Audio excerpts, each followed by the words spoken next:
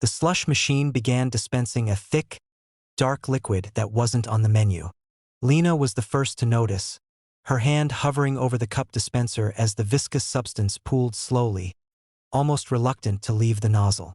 It smelled faintly metallic, sharp and cold, a scent that seemed to linger in the air longer than it had any right to. She frowned, glancing down at the small convenience store floor beneath her. Dull beige tiles streaked with dust, the faint sticky residue of spilled soda from earlier in the week.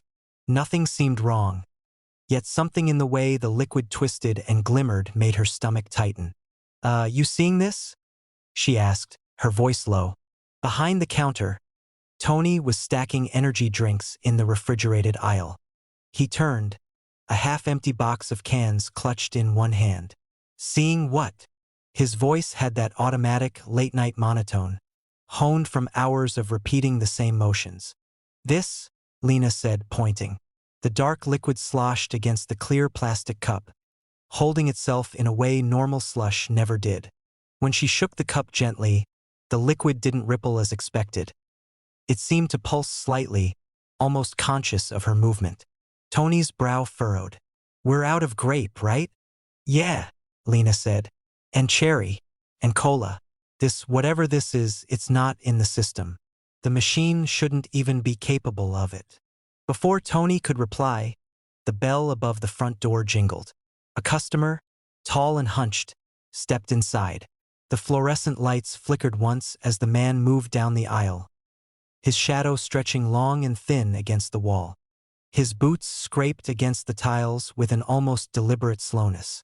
"Evening," Lena said, voice pitched unnaturally high in contrast to the emptiness of the store. The man didn't respond. He only lingered at the edge of the slush machine, staring. Not at them, but at the liquid itself. The dark slush continued to drip into the cup. The machine hummed faintly, a low, rhythmic vibration beneath the buzzing fluorescent light. It wasn't the steady motor hum of normal operation. The sound had weight, a subtle insistence that grew in Lena's ears until she felt the floor tremble beneath her boots. "I'll check the lines," Tony muttered. He moved behind the counter and crouched beside the machine, pulling the service panel open. The wires inside were clean, the mechanisms familiar. Nothing unusual. The liquid, however, continued to flow, thicker now, slow enough that it glistened almost like oil. The customer's head tilted slightly. He made a sound, low, almost a sigh, but impossible to place, like the echo of words just beyond comprehension. Lena's stomach twisted. She realized she couldn't tell if it had come from the man, the machine, or the store itself. Tony straightened, brushing his hands on his uniform. "It's probably a clog. Might be some syrup that hardened in the line. Should be fine if I flush it." He pressed a button. The machine coughed. The liquid swirled in the cup, darker now, and a faint pattern formed on its surface. Something like a symbol pressed briefly into wet clay before vanishing again. Lena blinked. The pattern wasn't the same twice. The man stepped closer. His boots made no sound now. Lena realized the overhead light no longer seemed to touch him directly. The shadow around him stretched unevenly, slipping between the fluorescent glow like smoke in a draft. Tony recoiled slightly. "I don't like this."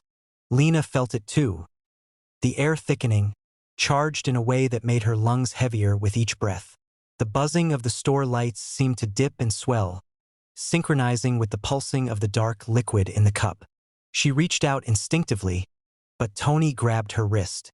"Don't." The man's face finally turned, slowly, deliberately, as if aware of her fear.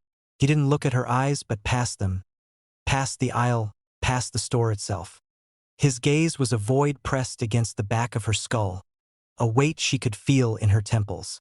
The liquid in the cup shivered, tiny waves breaking across its glossy surface, forming new symbols, shifting too quickly to recognize, but deliberate in their impossibility. Lena realized the symbols weren't random. They were patterns, messages she almost understood but couldn't fully grasp. Something was speaking through the machine, through the thick, unnatural slush, and the longer she stared, the more she felt it settle into her mind, like frost creeping across a window pane. I think it wants us to, Lena's words faltered. The man's presence was closer now, though he hadn't moved. Lena could feel it coiling around the room like a heavy mist. Her thoughts became fragmented. The letters of the symbols flashed in her mind, nonsensical but weighted with intent, as if the forest of meaning behind them was vast and patient.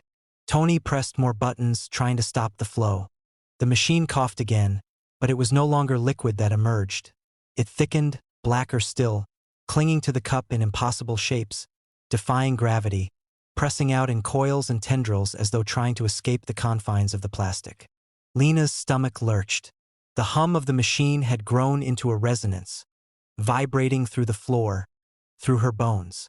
Every metallic smell in the store seemed to thicken, pressing against her nose, making her gag. The man extended one hand, just slightly, and the symbols in the slush swirled faster. Lena caught one briefly, a sharp triangle intersected by curves that made her chest tighten with recognition. A shape she'd seen in a dream the night before, impossible yet undeniable. The dream had felt real. It had felt patient. "Tony, it's listening," she whispered, voice tight and trembling. Tony shook his head. "Machines don't. I mean, it's—" He stopped mid-sentence, his eyes widening as the liquid suddenly lifted itself out of the cup, hanging suspended in the air like smoke thickened into shadow. Gravity seemed irrelevant. The tendrils reached toward the man, curling toward him as if recognizing him, acknowledging him. The man did not flinch. His head tilted slightly, an almost imperceptible acknowledgement, and the liquid recoiled. Then, as quickly as it had risen, it dropped back into the cup, spreading flat and glossy, forming a new symbol. This one a circle, broken in half, uneven, imperfect. Lena felt her mind press against it, struggling to interpret meaning. Something was being communicated, but the rules of language did not apply. The customer turned, drifting slowly toward the exit. The lights flickered. Lena and Tony were rooted in place. She could hear herself breathing, slow and shallow, but the rhythm of her heartbeat no longer belonged to her. It belonged to the pulsing of the machine, to the deliberate, watching presence that filled the store. The door chimed faintly as the man left.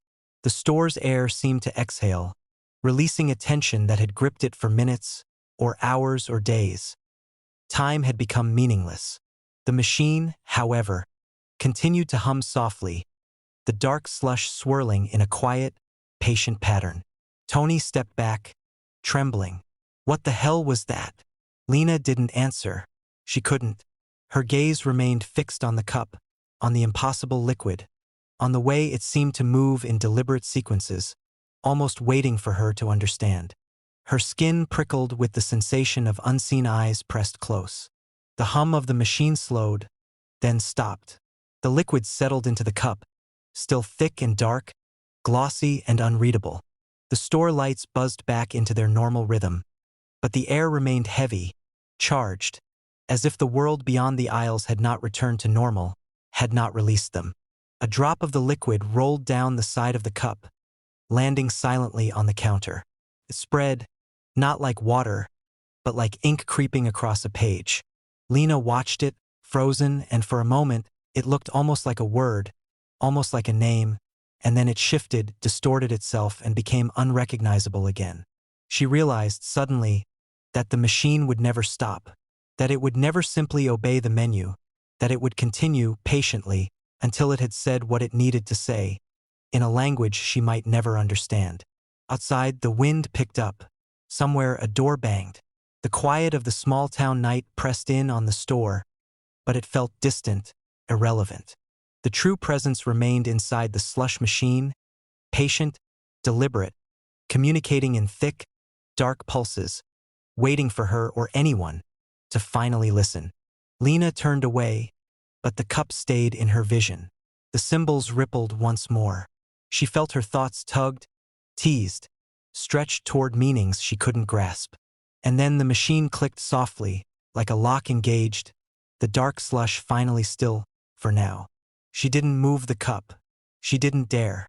Outside, the night was quiet, and the small-town streets slept, unaware. Inside, the machine hummed faintly, and the message continued, patient, impossible, and waiting for someone to understand. A man entered the store asking for directions to a town that had burned down decades ago. Eli was restocking the cigarette display when the bell above the door chimed. The sound echoed longer than it should have, stretching thin through the aisles before settling back into the low electrical hum of the lights. He glanced up out of habit, already forming a greeting, then stopped. The man stood just inside the doorway, unmoving, as if waiting for the room to finish noticing him. He wore a dark coat despite the warm night, its fabric heavy and oddly stiff, like it had never fully adjusted to being worn again. His hair was neatly combed, unfashionably so, and his shoes left faint smears on the tile, not quite dirt, not quite ash. "Evenin'," Eli said after a moment. His voice sounded too loud. The man's eyes lifted slowly, focusing with effort. When he spoke, his voice carried a dry calm that felt practiced. "I'm looking for directions," he said. "To Briar Hollow." Eli blinked.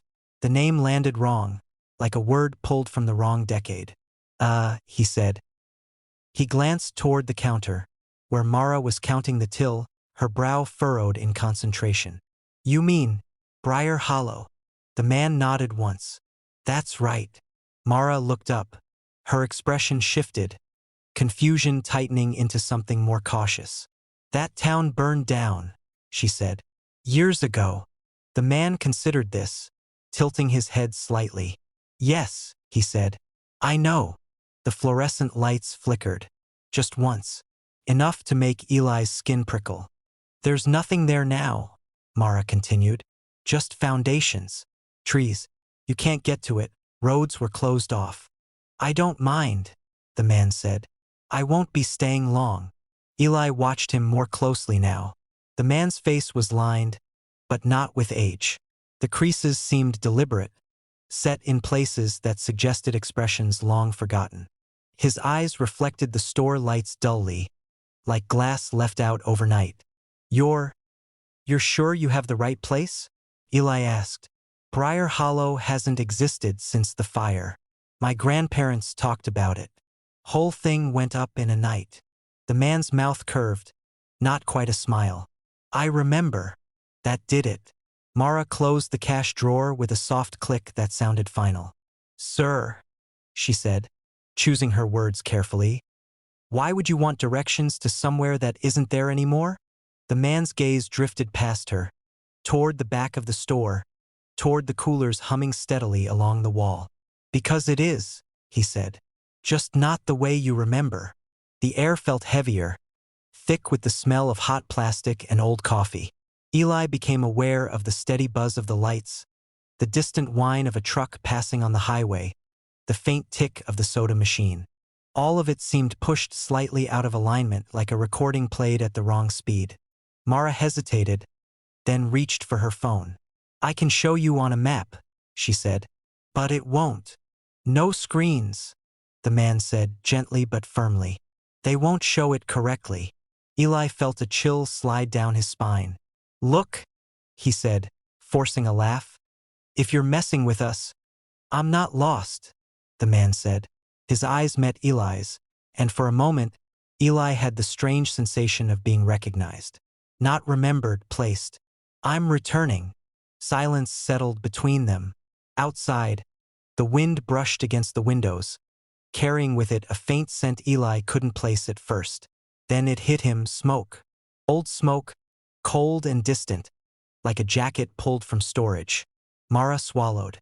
"Why now?" The man looked toward the door. Beyond it, the night pressed close, dark and quiet. "It's been long enough," he said. "Things are supposed to finish." Eli's hands trembled. He shoved them into his pockets. "There's a service road," he said before he could stop himself. "North of here. It used to lead out that way before they blocked it." Mara shot him a look. "Eli." The man nodded, approving. "Yes, that's the one." "You can't drive it," Mara said quickly. "It's overgrown. Unsafe." I won't be driving, the man replied. Another flicker of the lights. This time they dimmed, just slightly, casting long shadows that bent at odd angles across the floor. Eli noticed that the man's shadow didn't quite match his movements. It lagged, stretching toward the back of the store as if reluctant to follow. You shouldn't go, Mara said, her voice barely above a whisper now. There's nothing waiting for you there. The man turned to her.